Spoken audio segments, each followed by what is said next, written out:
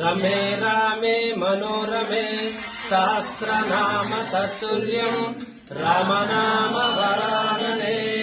మన మెదక్ జిల్లాలోని రామాయణపేట పట్టణంలో శ్రీ కళ్యాణ రామచంద్ర స్వామి దేవస్థానం దత్తాత్రేయ మందిరం పాండిచేరి 1 వద్ద ప్రతి ఏటా ధనుర్మాస ఉత్సవ కార్యక్రమాలు అంగరంగ వైభవంగా జరుగుతున్నాయి. అందులో భాగంగా వైకుంఠ ఏకాదశి తర్వాత ఈ పాశ్రములు 30 పాశ్రములు ఉంటాయి.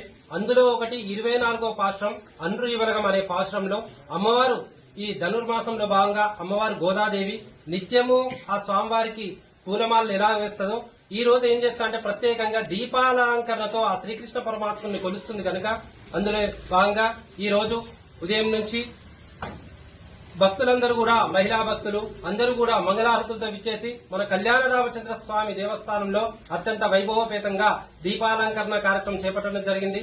అలాగే ఇంకా కూడారై వెల్లు పాశ్రం గురువారం నాడు ఉన్నది కనుక ఆ తర్వాత 13 నాడు శనివారం నాడు శ్రీ గోదాదేవి రంగనాయకుల కళ్యాణ మహోత్సవాన్ని అంగరంగ వైభవంగా నిర్వహించడానికి ఏర్పాట్లు జరుగుతున్నాయి. భక్తులందరూ ఈ కైంకర్యాల్లో పాల్గొని ఆ గోదా రంగనాయకుల యొక్క కృపా కటాక్షాలు పొందాలని కోరుచున్నాం.